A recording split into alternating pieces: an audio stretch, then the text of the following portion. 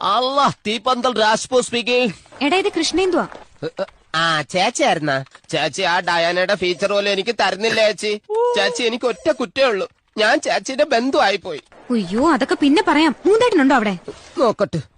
ഇല്ല ചേച്ചി ഇതുവരെ വന്നിട്ടില്ല. സുമി ഇവിടെ ഉണ്ട്, പക്ഷേ അയ്യോ ചേച്ചി ദീപാറാണി എത്തിയിട്ടില്ല. ഭഗവാനെ എന്റെ ചേച്ചിക്ക് നല്ലത് മാത്രം വരുത്തണമേ. എടീ മൂന്നേട്ടൻ ഇതുവരെ ഓഫീസിൽ എത്തിയിട്ടില്ലെന്ന്. എന്റെ അമ്മ ആ ദീപാറാണി വന്നിട്ടില്ല.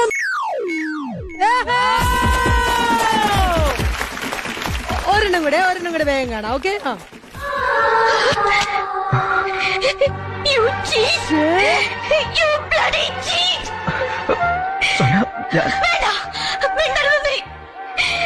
നീ എന്റെ ഫ്രണ്ട് ആണെന്ന് പറയാ പോലും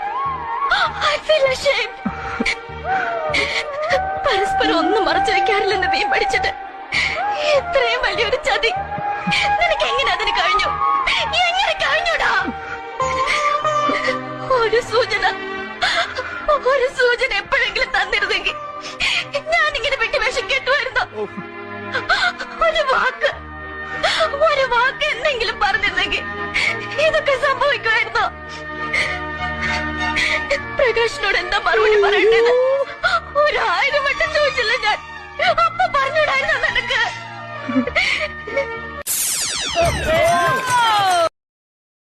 Download ShareChat.